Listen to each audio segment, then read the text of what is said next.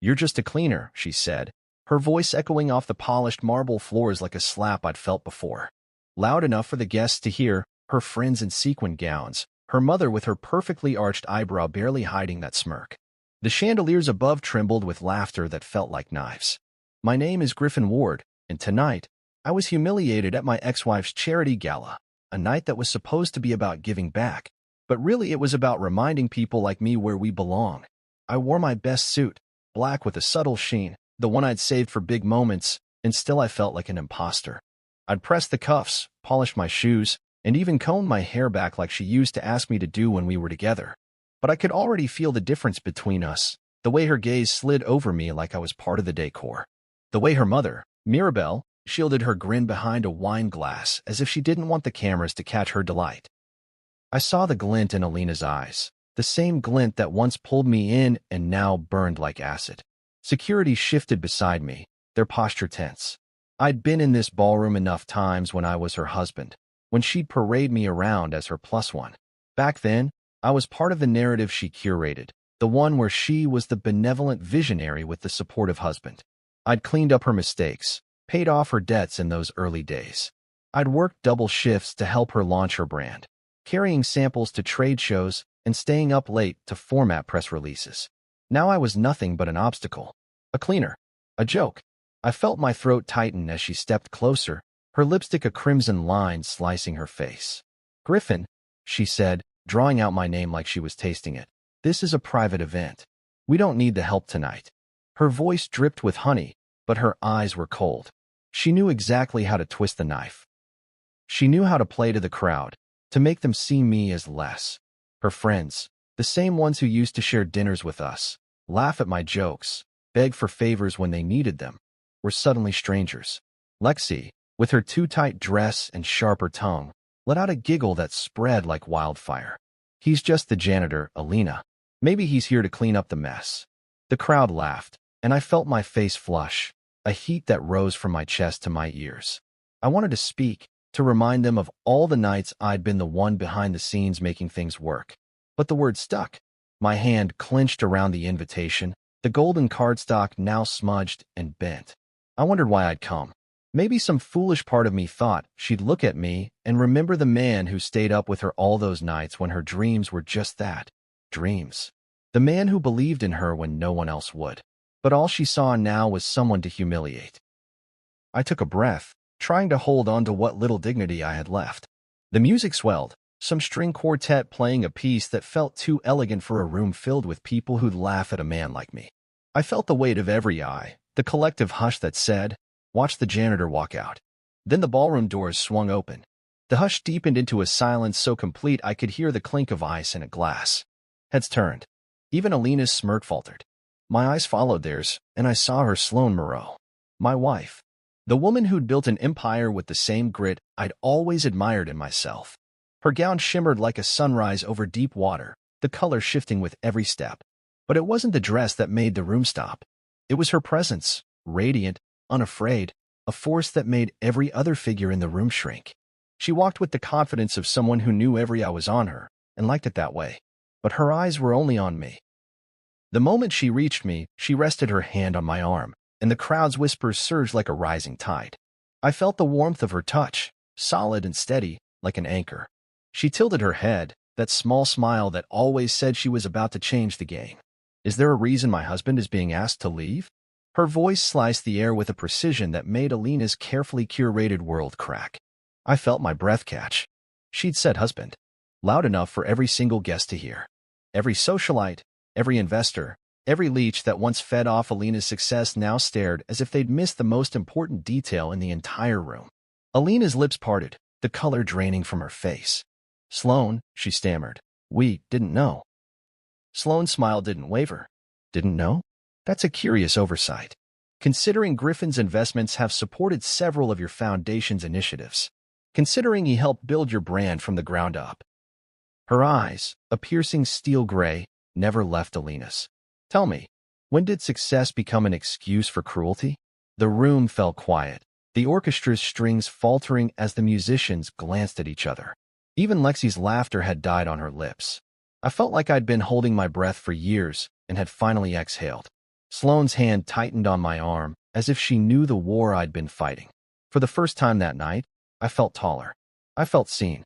Alina's mother Mirabelle took another sip of her wine, her eyes darting between Sloane and me, calculating. But no one dared to speak. Sloane leaned closer to me, her voice low but strong enough to carry. Let's go. We've given them enough of a show. She turned, guiding me toward the doors that moments ago had felt like a prison gate. But now, they were an escape. A new chapter.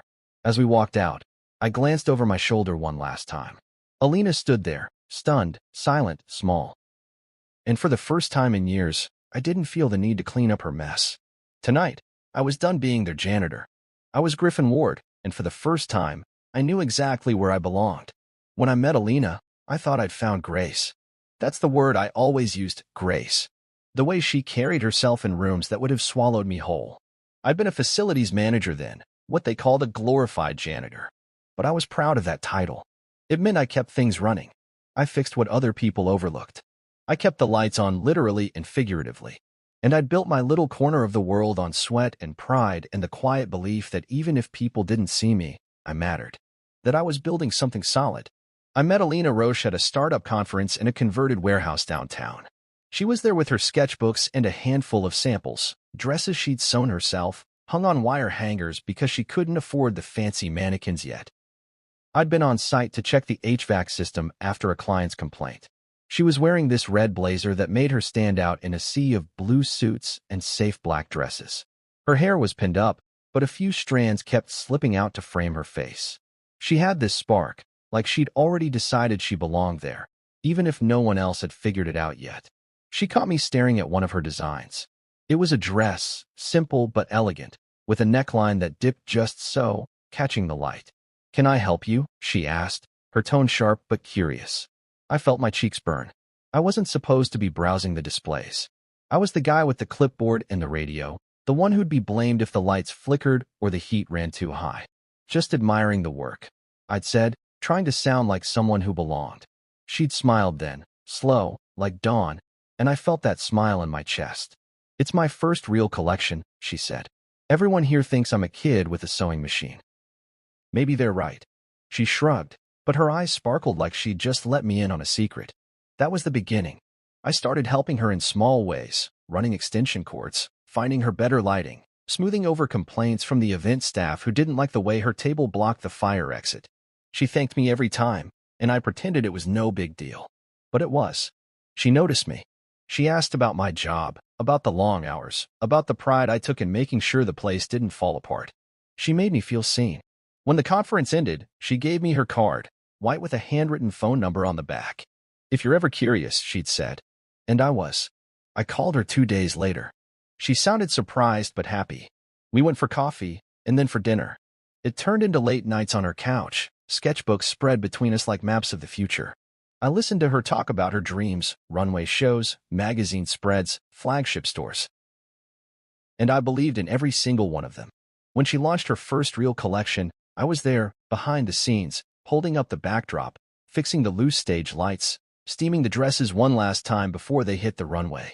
She introduced me as her partner, and for a moment, I felt like I really was. But success changes people. Or maybe it just shows you who they were all along.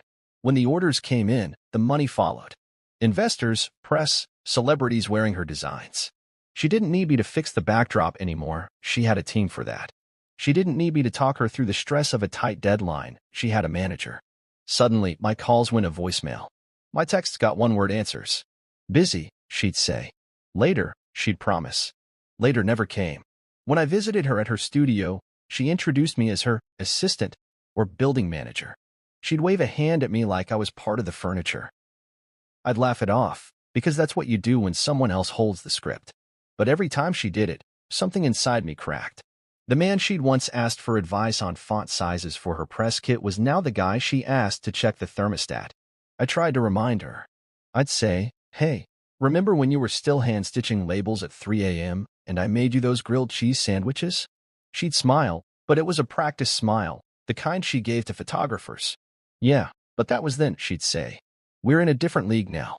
I'd stand there in the middle of her studio, surrounded by mood boards and fabric samples, feeling like an artifact from a time she'd outgrown. I told myself I was being dramatic, that this was just the price of success.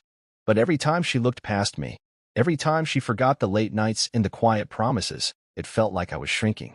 One day, I found an email in my inbox. It was from her lawyer. The subject line was clinical. Dissolution of marriage. I read it 3 times before it registered. She'd filed for divorce over email. After everything we built. After every late night, every small kindness I'd offered her. No conversation. No explanation. Just a letter from a lawyer who'd probably never met me. When I called her, she didn't answer. When I showed up at her studio, security told me I wasn't on the list. I left. I didn't argue. I didn't fight for attention. I took my things from the apartment we'd once shared, my books, my tools, the old coffee mug I'd kept by the bed. I took my pride, too, though it felt like a cracked shell. Her final words, delivered by her lawyer, landed like a final blow. We're from different worlds now. Don't embarrass yourself by showing up where you don't belong. I told myself I wouldn't. I told myself I'd never let her see me hurting. But the truth is, every time I passed her name on a billboard or saw her designs in a magazine, the hurt came back. It was the kind of pain you couldn't mop up with a bucket and a rag. Once upon a time, I thought I'd found grace. I thought I'd found someone who saw me. But Alina wasn't building a life with me. She was upgrading herself through me. And when she reached the top, she cut me loose like an old sponsorship. I was done being her stepping stone. But I didn't know then that life had a way of turning the tables. And that sometimes, the world you're forced to clean up is the one you're meant to rebuild. I gave her my loyalty. Every last drop of it. Every late night fixing the pipes in our old apartment because she couldn't stand the sound of a drip at 3 in the morning. Every meal I brought her when she was too busy sewing or taking calls from buyers who suddenly couldn't live without her. Every conference I tagged along to, her +1, her assistant, her shadow, just to show her that I believed, that I saw her, that I was her partner in every way that counted. And she gave me a letter from her lawyers. I remember that morning like a wound that never healed. A Saturday. The sun shining in through the cheap blinds we'd never bothered to replace. I was still living in that same apartment. Even after we'd made it big, at least, she had. I hadn't wanted to leave the place where we'd started. It felt like an anchor to the man I used to be. But maybe that was the problem. Maybe I'd been too rooted in the past while she was busy building a future without me. I was drinking coffee at the kitchen table, black, the way she'd taught me. I'd learned to like it bitter, because that's what she liked, and I'd made it a habit just to see her smile when I got it right. But that morning, there was no smile. Just the quiet hum of the refrigerator and the folded letter on the table with my name typed on the front. Griffin Ward. Cold. Precise. Like it wasn't even written for me, just the ghost of the man she'd once loved. I opened it with shaking hands. The words blurred at first, swimming in the tears I refused to let fall. Legal language. Cold and absolute. Irreconcilable differences. No further obligation. No alimony. A signature from a lawyer I'd never met. No apology. No explanation. Just a line in bold at the end. Please remove your belongings from the apartment by the end of the month. I stared at it for what felt like hours. The sun shifted across the floor. A neighbor's dog barked. I read the letter again, hoping I'd misunderstood. That there'd be some small line I'd missed, some hint that this was a mistake. That she'd call me any minute now and say, Griffin, I'm sorry. Let's talk. Let's fix this. But the phone stayed silent. No buzz. No ring. Just that quiet, lonely hum of the fridge and the smell of bitter coffee growing cold. I thought about all the nights I'd spent helping her press fabric, learning the difference between crepe and chiffon, between velvet and velour. I'd memorized the names of her buyers, the ones she'd once needed me to impress. I'd helped her craft pitches for investors, even though I barely understood the jargon. And she'd repaid me with a lawyer's letter and a silence that cut deeper than any blade. Her reasoning, delivered in a single sentence by her lawyer over the phone later that week, was simple. You're not ambitious enough. That was it. For words that destroyed a marriage. For words that dismissed every sacrifice I'd made, every dream I'd shelved, every part of myself I'd given up just to see her succeed. I didn't argue. I didn't fight. Maybe I should have. Maybe I should have demanded she look me in the eye and say it herself. But I'd spent too long being the steady one, the one who never raised his voice, the one who held it all together while she flew higher and higher. And maybe, deep down, I'd known this day was coming. I packed my things in silence. A couple boxes of clothes, a stack of books, some tools she'd let me keep in the hall closet. I took the old coffee mug from beside the bed, the one with the chipped handle. It had been hers once, back when we were just two broke dreamers with a single mattress on the floor and no idea how we'd pay rent. I held it in my hands like it was the last piece of us. She wasn't home when I left. Maybe that was by design. I didn't leave a note. What could I have said that hadn't already been reduced to a line in a lawyer's email? We're from different worlds now. Don't embarrass yourself by showing up where you don't belong. Those words rattled in my head as I walked down the stairs. I'd cleaned those stairs 100 times, scraped gum from the banisters, tightened the handrails when they came loose.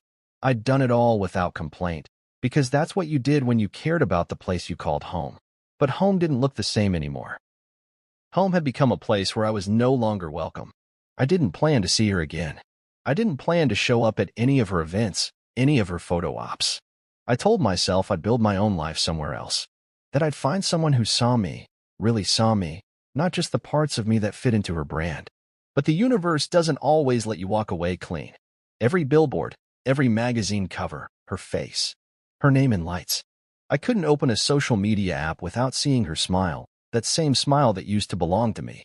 I wondered sometimes if she ever thought about the man who'd carried her sewing machine to that first trade show, who'd made grilled cheese at 3 a.m. when she was too tired to cook. But I knew better. Alina Roche didn't look back. She only moved forward, always forward, with a grace that felt like a knife in the ribs. I thought I'd buried her in that lawyer's letter, that I'd sealed her away in a box marked past. But fate has a way of digging up the things you think you've buried. It has a way of making sure the people who hurt you get one last chance to twist the knife. I didn't plan to ever see her again. I didn't plan to stand in a room full of her admirers and watch her laugh like I'd never existed. But life doesn't care about plans. Life gives you the stage you never wanted and makes you play the part you never auditioned for. That's how I found myself 1 year later at her gala, my name on the guest list like a dare. And that's how I learned that sometimes the final blow isn't the one they land, it's the one you survive. That's when I realized something. I wasn't done yet. She'd taken a piece of me, but she hadn't taken it all. And maybe, just maybe, I was about to show her, and everyone else, that you can't keep a good man down. Not forever. That's when the first spark of something like hope, something like defiance, caught fire inside me. And for the first time in a long time, I didn't feel like a cleaner or a building manager or a stepping stone. I felt like a man who'd taken a hit and was still standing. I felt like Griffin Ward. And I wasn't finished yet. The invitation came on a Tuesday. I remember because I was at the community center, painting a wall in the rec room that hadn't seen a fresh coat since the 90s. My hands were covered in navy blue paint, and I was humming some half-forgotten tune from my teenage years. The envelope stood out from the junk mail and donation requests, thick, gold-embossed, like it was too expensive for a place like this. I wiped my hands on a rag and opened it carefully, leaving a smudge of blue on the edge. Inside was a single sheet of heavy cardstock, cream-colored with a delicate border that made my name look like it belonged in a history book. Mr. Griffin Ward, you are cordially invited to the Alina Roche Foundation's annual charity gala. My name. On the list. For a gala that, a year ago, I'd have had to crash just to get a glimpse of. The event was being held at the Marlowe Grand, a place I'd only ever seen from the outside when I used to pick Alina up after her meetings with sponsors. Back then, I'd wait in the car, engine idling, too aware of the way the valets eyed me like I was taking up space. I turned the invitation over, looking for the catch. Maybe it was a mistake, some administrative error. But my name was there, handwritten in perfect script. Mr. Griffin Ward. That felt intentional. Like someone wanted me there. Or like they wanted to see what I'd do with the invitation. Curiosity tugged at me, but suspicion was the louder voice. I'd been burned by Alina before, burned so thoroughly I could still feel the scorch. She didn't make mistakes. Not with things like this. Everything about her life was curated, from the shade of lipstick she wore to the color of her Instagram highlights. She didn't leave room for accidents. Which meant she wanted me there. Why? I thought about throwing it out. About letting the trash bin swallow the gold foil like it had never existed. But a voice inside me said, no. Let her see you. Let her know she doesn't get to erase you. That voice was stubborn, old, the same voice that had pushed me to work double shifts to pay for her first runway show. The same voice that had told me I was more than a janitor in a suit. That night, I ironed my only tuxedo, the one I'd worn to her first gala years ago. It still smelled faintly of the cheap cologne I'd bought because she said it made me smell important. I polished my shoes until they gleamed, and I clipped my hair just like she'd liked it. Old habits, old scars. But this time, I didn't do it for her. I did it because I wanted to walk into that room and show her I hadn't broken, that I could stand in the same room as her and breathe the same air and not fall apart. When I arrived at the Marlowe Grand, the valet gave me the same dismissive once-over I'd always gotten, but this time I met his gaze head-on. "Good evening, sir," he said, the sir feeling foreign on his tongue. I straightened my tie and stepped out of the car like I owned it. The lobby smelled of old money and fresh-cut roses. Crystal chandeliers hung like frost, and the air hummed with the low murmur of conversations. I recognized faces, investors who'd once praised my dedication to Alina's brand, journalists who'd interviewed us in the beginning before she'd outgrown me. Now they milled around in tailored suits and designer gowns, glasses of champagne in hand. I was flitting from one important person to the next. I felt the same old ache, the one that whispered I didn't belong. But I pushed it down. Tonight, I was here. And I wasn't leaving because of a feeling. I found my name on the seating chart, a small, neat card that read Griffin Ward, Table 14. Not Table 1 with the VIPs, but not by the kitchen either. A deliberate placement, I thought. Close enough to see the show, far enough to know my place. I could almost hear her voice saying, "We're from different worlds now." I moved through the crowd, accepting the occasional nod from a server or a board member who didn't quite remember who I was but thought I looked familiar. I didn't need their approval. I'd spent too long chasing that. Now, I just needed to stand my ground. Then I saw her.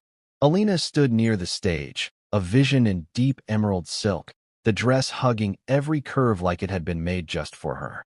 Her hair was swept up in that effortless style that probably took an hour to perfect. She was laughing, always laughing, with a group of people I'd once called friends. Investors, socialites, influencers. People who'd all but disappeared when she divorced me. Her mother, Mirabelle, stood beside her, wearing a smug little smile that said she was exactly where she'd always wanted to be. When Alina's gaze finally met mine, something flickered across her face, recognition, then something colder. She didn't smile. She didn't wave. She just stared, lips parting like she'd tasted something sour. Then she turned back to her group, laughter bubbling up like champagne.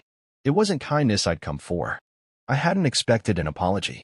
But the raw edge of her dismissal hit harder than I'd expected. I felt the weight of that invitation in my pocket like a lead brick, a trap dressed in gold foil. She'd wanted me here, but not as a guest. As a reminder, a prop in her carefully crafted world where I was nothing but a footnote. A server passed by, offering me a glass of champagne. I took it, holding it like a shield. I wouldn't give her the satisfaction of seeing me leave. Not yet. The band struck up a jazz number. The lights shifted, painting the crowd in soft gold. I watched her work the room, smiling, posing for photos, shaking hands with people who'd probably never known the name Griffin Ward. That was her world now, her rules, her stage, her story. But I wasn't here to be a ghost in her narrative. I sipped the champagne, the bubbles bitter on my tongue. My pulse slowed. My breath steadied. I wasn't just a cleaner. I wasn't just her ex. I was Griffin Ward. And tonight, I'd show her that I wasn't the man she'd written off. I wasn't the man she could erase with a lawyer's signature or a cold smile. I was here to remind her that some people can't be boxed up and thrown away. That some men find a way to stand tall, even in the rooms where they were once made to feel small. I turned my gaze back to Alina. She was watching me now, eyes sharp, smile gone. Maybe she saw it too, that the man she'd tried to leave behind was still here, still standing, and maybe stronger than ever. And in that moment, I knew this night wasn't hers anymore. It was mine. I was ready to leave with dignity, at least. That's what I told myself. The guards on either side of me moved with the quiet efficiency of men who'd done this before. Their faces were blank, professional, eyes flicking toward me only when necessary. The one on my right was older, gray hair cropped close to his head, a scar peeking from beneath his collar. The younger one was built like a linebacker, his suit straining at the seams. Both wore the same neutral expression that said they weren't here to judge, just to remove. I felt every step like a brand on my skin. The carpeted floor muffled the sound of my shoes, but I imagined each footfall echoing in the heads of every guest who had turned to watch. Faces blurred as I passed them, some curious, some smug, some too busy pretending to look away to bother hiding their smiles. I saw Alexi whisper something behind her hand to the woman next to her, their laughter like the crack of a whip. I'd been around these people long enough to know the stories they'd spin. Griffin Ward, the cleaner who thought he could crash a gala. I reached the edge of the ballroom, the heavy doors looming like the final stroke of a gavel. One step more, and I'd be out. Out of their world, out of her spotlight, back to being the man she'd dismissed. A part of me wanted to run, to slam those doors behind me and never look back. But another part, the part that had survived every insult, every belittling joke, every time she'd reminded me I wasn't enough, held my spine straight and my chin high. The guard's hand hovered near my elbow, not quite touching, but close enough that I could feel the threat in it. I paused, turned back for a final look, and that's when I heard it. The sudden, collective gasp that sucked the air right out of the room. It was like time froze. The laughter died. The music halted mid-note. The violins bowed, dragging across the strings in a sharp, dissonant screech. Even the waiters stopped, trays balanced in midair, glasses of champagne trembling. I turned, drawn by the hush that fell like a shroud, and saw her, Sloane Moreau, standing in the doorway like a storm given shape. She wasn't supposed to be here. I hadn't told her. I hadn't wanted her to see me like this, reduced to a sideshow in Alina's carefully curated circus. But Sloane had always had a way of finding the places I needed her most, even when I didn't ask. Her gown shimmered, catching the light and throwing it back in a kaleidoscope of silver and sapphire, but it was her eyes that held the room hostage. Calm, unflinching, sharp as broken glass. She scanned the crowd with a surgeon's precision, her gaze slicing through every sycophant and socialite until it landed on me. She didn't smile. She didn't need to. Her presence alone was enough to tilt the balance of the room. She took a step forward, and the guards flanking me actually stepped back, as if the force of her approach was a physical thing. "Is there a reason my husband is being asked to leave?" she asked, her voice quiet but carrying like a gunshot in the hush. Her tone wasn't angry, it was curious, which made it all the more dangerous. Sloane didn't raise her voice to fight battles. She used it to end them. The guard on my left shifted uncomfortably, his eyes darting to Alina, who stood frozen near the stage. Alina's face was a study in panic, her mouth open, eyes wide, the mask of control she wore so well cracking at the edges. Lexi looked like she'd swallowed a lemon, her lips pressed so tight they were turning white. Sloane's gaze moved from me to the guard, then to Alina. "Well?" she prompted, arching an eyebrow. "I'd love to hear the reason you're ejecting my husband from an event that, if I'm not mistaken, my foundation partially funds." The room held its breath. Cameras emerged from nowhere, the flash of phone screens like tiny lightning bolts. I saw the panic bloom in Alina's eyes, the realization that this wasn't just a social faux pas. This was a full-scale PR disaster, the kind that left careers smoldering. Alina stepped forward, her voice trembling at the edges. "Sloane," she began, forcing a smile that didn't reach her eyes. "We didn't know." Sloane cut her off with a look. "Didn't know what? That you invited Griffin here? Or that he's my husband?" Her voice was ice and steel, her eyes twin blades.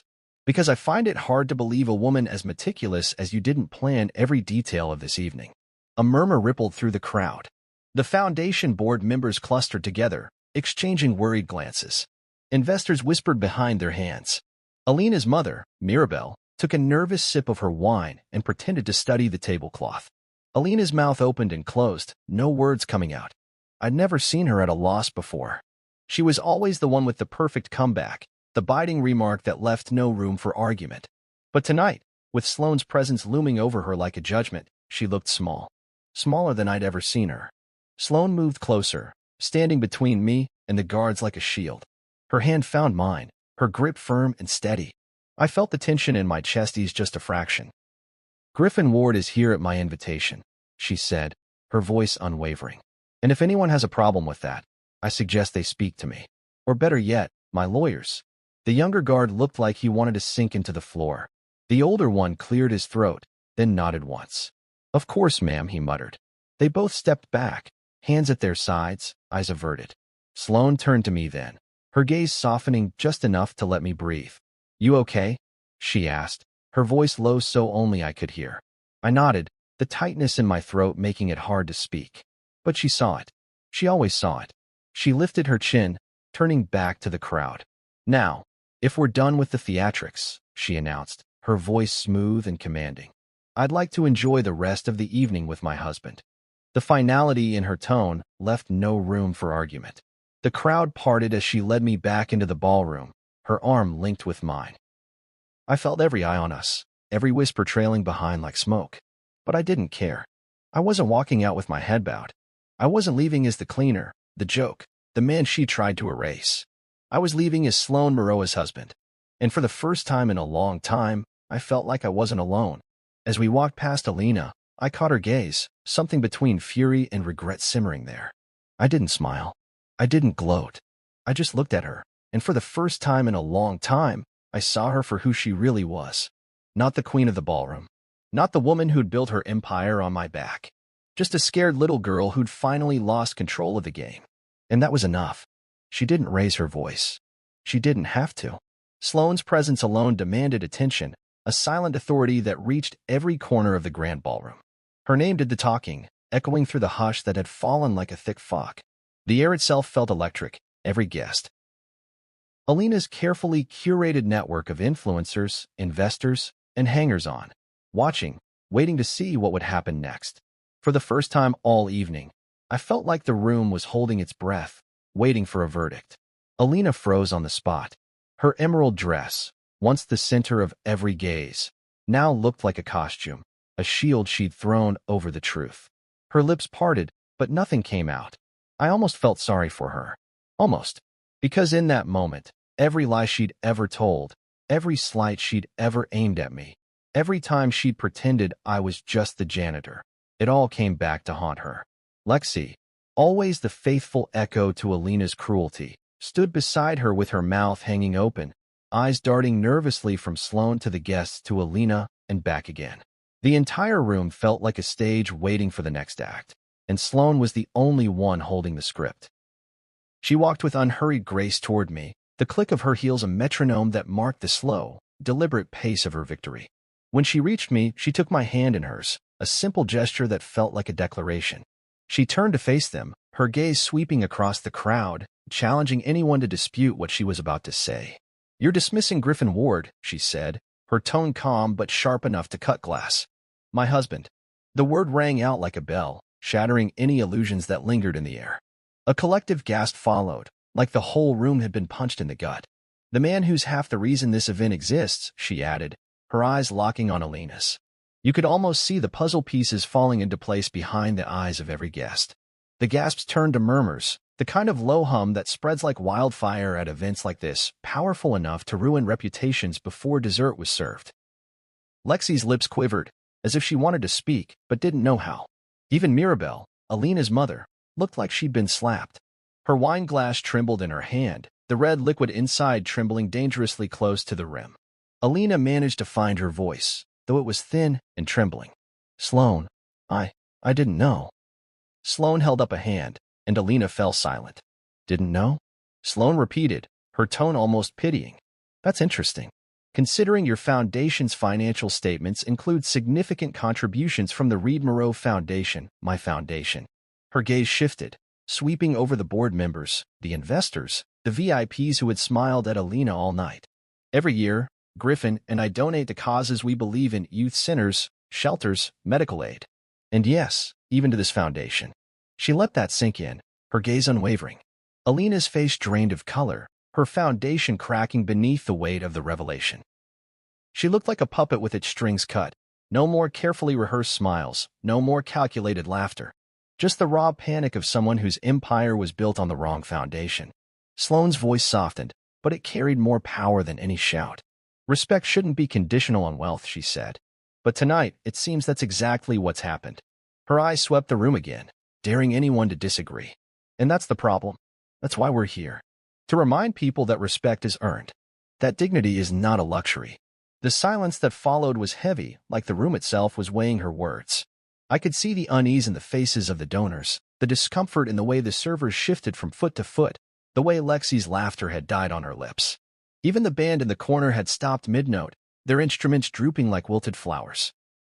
Sloane turned to me then, her hand still wrapped around mine, her touch steady, grounding me in a way I hadn't felt in years. "Griffin Ward is my husband," she said again, her voice firm, each word deliberate. "He's the reason I even knew about this foundation. He's the reason I supported it in the first place. She turned back to Alina, her eyes like steel. And tonight, you tried to throw him out like trash. The Foundation's board members shifted uncomfortably, their eyes flicking between Sloane and Alina like children caught in the middle of a family argument. I watched them, the same people who'd once laughed at my jokes, called me a friend, then turned their backs when Alina did. Now they were seeing me, really seeing me, and it wasn't a janitor's uniform they saw. It was a man who'd once believed in them, a man who'd helped build the walls they were hiding behind. Alina opened her mouth again, but nothing came out. Her eyes darted around the room, looking for an ally, but the room had turned. Her stage was gone. Her audience had changed. She built her world on rules she thought she controlled. But tonight, Sloane had rewritten those rules. Sloane's hand squeezed mine, and she leaned in, her voice low but firm enough for everyone to hear. You have a choice, she said to Alina. You can keep pretending you didn't know who Griffin was. Or you can own the fact that you tried to humiliate the man who helped build this place. But either way, we're done here. She straightened, her eyes never leaving Alina's. I won't fund a foundation that treats people like that. The Reed-Moreau Foundation will be redirecting its annual donations, unless this committee is restructured. Effective immediately. It was like a bomb went off in the room. Gasps turned into frantic whispers. The board members shifted into overdrive. Calculating, weighing, trying to figure out which side of the line they needed to stand on. Lexi's face crumpled, her lips parting in disbelief. Mirabelle's hand trembled, her wine glass tipping just enough to send a crimson drop onto the white tablecloth like a bloodstain. Sloane turned to me, her eyes soft now, her thumb tracing the back of my hand. Let's go, she said, her voice low enough that only I could hear. We've made our point. As we walked away, I didn't look back. I didn't need to. The room behind us was no longer mine to clean up. It was hers to fix or let crumble. And for the first time in a long time, I felt free. They called me unworthy, until they realized I was never standing alone. The same people who once dismissed me as just the janitor, the ones who laughed when Alina used my name as a punchline, now scrambled to realign themselves. The room shifted on its axis the second Sloane's words took hold. Faces that once turned away from me now turned toward me, eyes wide with the kind of panic that comes from seeing the foundation of their world begin to crack. Alina stammered, her voice trembling like a candle in a draft. We didn't know, she began, reaching for some kind of damage control. Her hands fluttered at her sides, fingers grasping at invisible strings. Sloane, please, let's not make this a scene. Sloane didn't even blink. The scene was made the moment you decided to treat Griffin like garbage, she replied, her voice calm but with an edge that could cut through steel. You didn't care. And that's the problem. Respect shouldn't be conditional on wealth, or status, or the story you choose to tell about people. She paused, her gaze sweeping the room, and I watched board members shift uncomfortably in their designer's shoes. Every one of you saw what happened. You laughed. You whispered. You took pictures on your phones. You wanted to see him humiliated. Her words settled over the room like a thick fog, undeniable and heavy. Lexi's face had gone pale, her lip trembling as she tried to craft a smile that wouldn't come. I remembered every time she'd called me the help or brushed past me with a dismissive flick of her hand. Now she looked like a child caught with her hand in the cookie jar, eyes darting around for a rescue that wouldn't come. Sloane continued, her voice a steady beat. Griffin is my husband, and he's the man who inspired this event. He's the reason the Reed-Moreau Foundation even considered your charity, because he believed in it, because he believed in you, Alina. Her eyes locked on Alina, unflinching. He believed in you even when you didn't deserve it. Alina's mouth opened and closed, but no sound came out. Her gaze flicked to Mirabelle, who looked like she'd just swallowed a glass of vinegar. The entire room seemed to lean in, waiting for the next blow. Sloane's voice softened, but it was no less powerful. That ends tonight, she said. Effective immediately, the Reed-Moreau Foundation will be withdrawing its annual donation unless this event's committee is restructured to include voices that value dignity and respect. And that means Griffin's voice. You can't pretend he doesn't exist anymore. She let the words hang in the air, final and sharp. A murmur spread through the room like a wave. I saw the panic set in, the mental math of people who'd benefited from the Foundation's donations now wondering what would happen without them. I shifted from Sloane to Alina to me, like I was some ancient artifact finally on display. Alina swallowed hard, her hands clenched at her sides. Sloane, please, she tried again, her voice thick with desperation now. This was a misunderstanding. Sloane arched an eyebrow. A misunderstanding? You called security to remove my husband from an event that his donations helped fund. You called him a janitor in front of everyone. That's not a misunderstanding, Alina. That's arrogance. Her tone was even, but I could feel the anger beneath it, a quiet rage that didn't need shouting to be heard. Alina looked around, but there was no one to save her now. Even Lexi had taken a step back. Her expression shuddered. Mirabelle opened her mouth as if to speak, but Sloane silenced her with a glance. The room waited, breathless. Then Alina did something I never thought I'd see. She took a step forward and said, "Griffin," she hesitated, the words sticking in her throat. I didn't mean for it to go this way." I met her gaze, and for the first time in years, I saw the woman I'd fallen in love with, a spark of the girl who'd once sketched dresses on napkins and dreamed of changing the world. But it was too late. The years had hardened me in ways she could never understand. "You meant every word," I replied, my voice steady. "Maybe not at first, but in the end, you wanted me gone. And you got your wish. I'm not the man who stands behind you anymore, Alina. I'm the man who stands on his own." I felt Sloane's hand tighten around mine, and I drew strength from her presence. "You taught me something," I continued, my voice growing stronger with every word. "That I don't need your approval to matter. That respect isn't something you give me, it's something I carry inside me." A hush fell over the room. The board members exchanged glances, and I could see decisions being made in the set of their jaws, the furrow of their brows. Lexi looked like she might cry, though whether it was for me or for herself, I couldn't say. Mirabelle's mouth had turned down at the corners, her eyes glassy. Sloane stepped forward, her presence like a shield. "Unless this committee is restructured, you can consider the Reed Moreau Foundation's annual donations withdrawn," she repeated, her voice firm. "You can try to spin that however you want, but the people in this room know the truth now. And so does the press." She gestured to the cameras, no longer discreet, but pointed right at Alina and me, recording every second. "The story you wrote for yourself just changed." Alina's shoulders sagged, the fight draining from her like air from a punctured balloon. She nodded, a small, defeated gesture. "Fine," she said softly. We'll do whatever you ask." Sloane's lips curved in a small, satisfied smile. "Good," she said. Then she turned to me, her eyes softening, her hand still holding mine like a lifeline. "Let's go," she said. "We're done here." And just like that, the dynamic shifted. The same room that had tried to bury me now watched me walk out, not as a man they'd laughed at, but as a man who'd stood his ground. A man who'd found a partner who refused to let him be treated like a footnote. As we reached the doors, I looked back once. Alina stood there, surrounded by the wreckage of her empire, shattered illusions, cracked alliances, in a room full of people who now saw her for what she was. A woman who'd tried to rise by stepping on the backs of others. And tonight, she learned that some people can't be trampled. I turned away, my head high. I wasn't leaving broken. I was leaving free.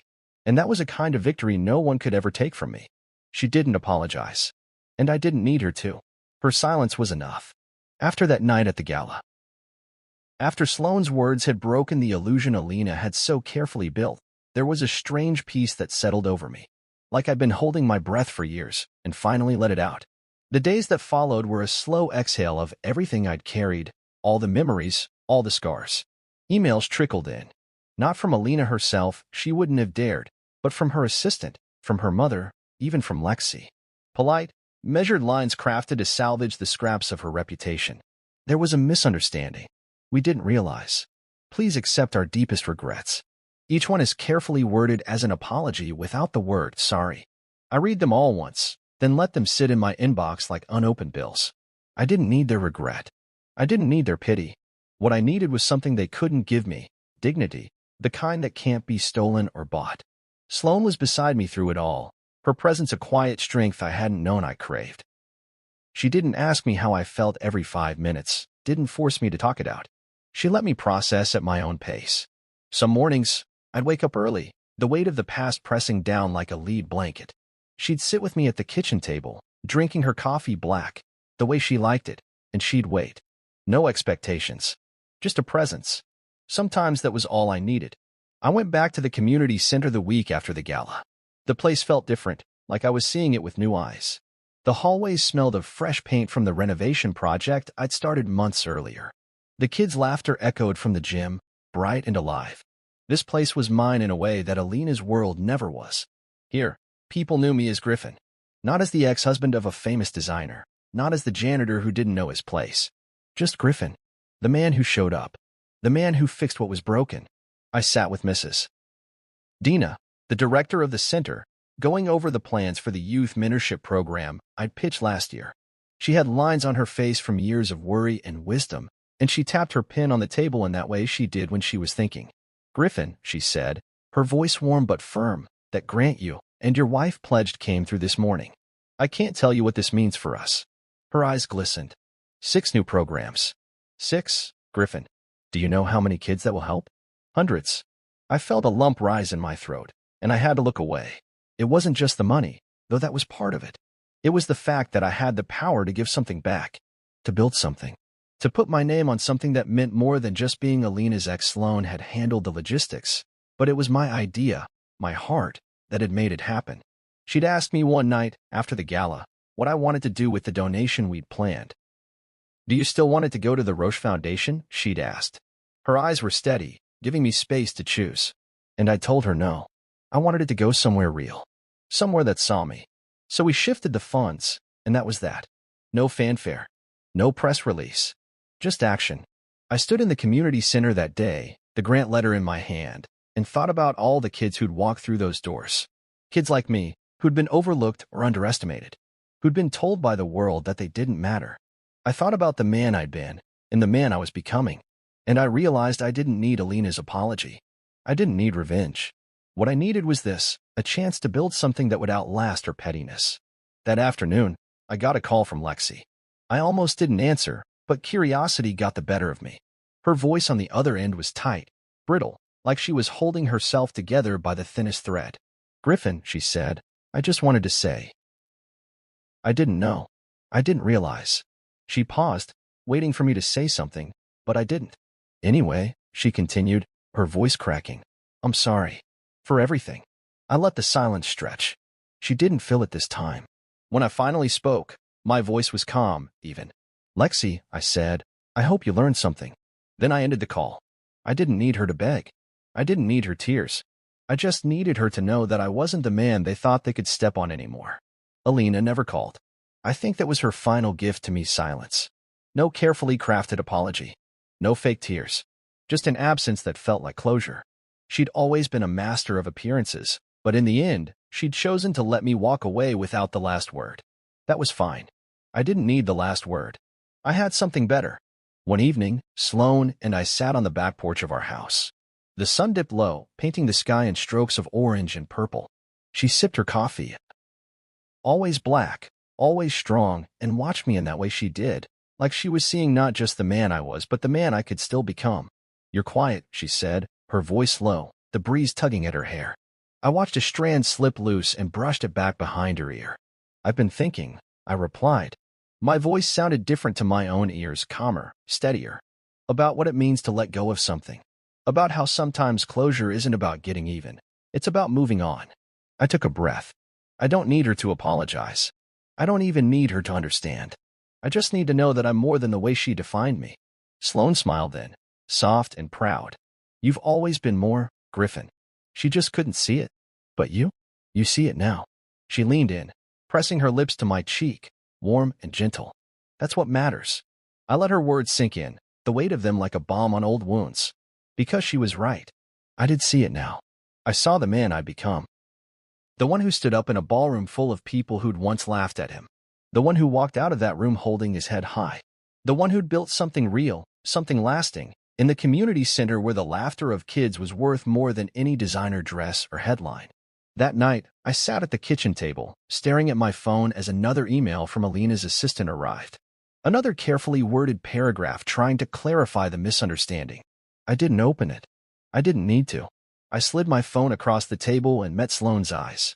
You know what's funny? I said. I think I'm done being angry. I think I'm just done. Sloane reached across the table, her hand wrapping around mine. Good, she said. Because there's a world out there waiting for you. A world you get to define now. On your terms. And in that moment, I realized that was the best kind of closure I could ever ask for. Not revenge. Not an apology.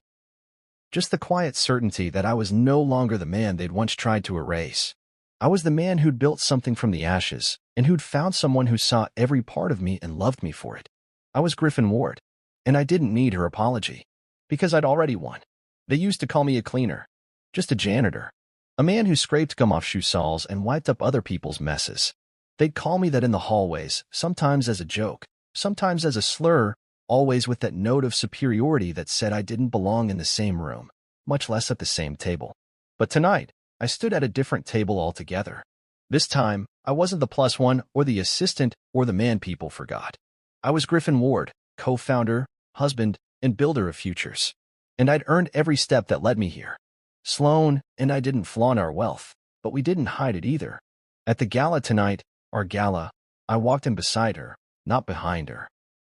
Her hand in mine, her presence a force that shifted the air wherever she went. But I wasn't in her shadow anymore. I'd found my place, and it wasn't at the back of the room with the staff. It was right beside her, where I belonged. The room was filled with people I once thought of as untouchable. Investors, CEOs, philanthropists, the same crowd that had watched me get escorted out of Alina's gala like I was the help. Some of them wore the same clothes, the same forced smiles. But tonight, those smiles weren't so quick to slip. Tonight, they saw me differently. Some didn't recognize me at first. Maybe the tailored suit, the way I carried myself. Maybe the way Sloan held my hand like it was the most natural thing in the world. But when they read my name on the program, Griffin Ward, co-founder of the Reed Moreau Foundation, they paused. And they looked. And they wondered. Sloan gave the opening speech, as she always did, polished and heartfelt. She thanked the donors, the volunteers, the staff. She spoke about the new youth programs we'd funded, the community centers we'd rebuilt, the shelters that now had warm beds because of this night. She spoke about the future, and every time she said, "we," her hand would squeeze mine, reminding me that I was part of that future. Her words weren't just beautiful, they were honest. And when she introduced me, I felt my throat tighten. I stepped up to the podium, the lights brighter than I remembered, the crowd a sea of expectant faces. I took a breath, steadying myself the way I used to before facing Alina's endless critiques. But this wasn't her world anymore. This was ours. And I'd earned every word I was about to say. "Thank you," I began, my voice steady, my eyes scanning the room. "Thank you for being here tonight, not just for the foundation, but for the people this foundation serves. I stand here tonight not as a man defined by what others saw in me, but by what I chose to see in myself." A murmur went through the crowd. I let it settle before I continued. "Some of you might know me from a different chapter of my life," I said, letting the old bitterness drift away like smoke. A chapter where I was called a cleaner, a man who belonged in the background. And for a while, I believed that. I believed my worth came from what others saw in me. I let other people's definitions shape who I was. I paused, letting my gaze find Sloane's in the front row. Her eyes held me steady. But then I realized something. I continued. "Your title isn't your worth. Your worth is what you build, who you lift, and how you show up when no one's watching.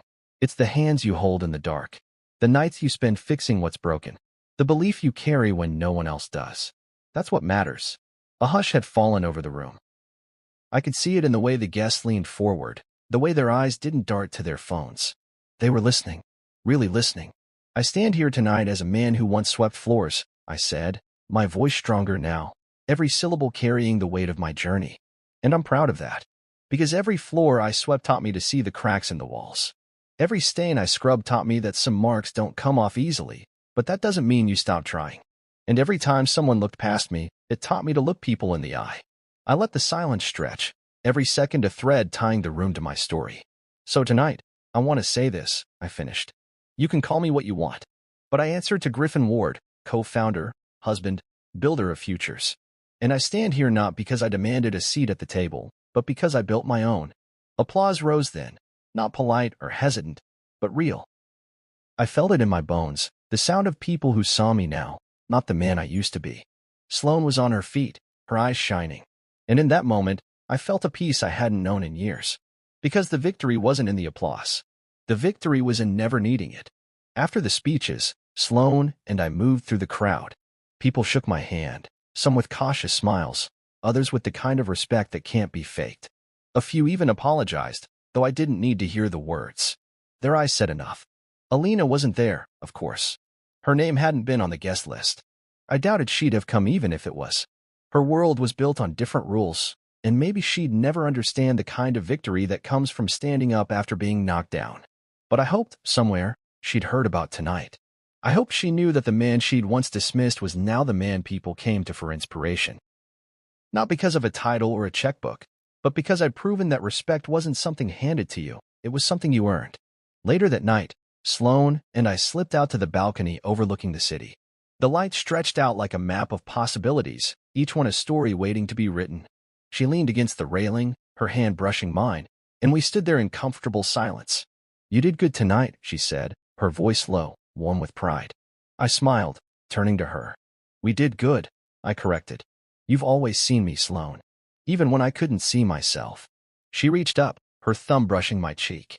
"That's because you were always worth seeing," she said.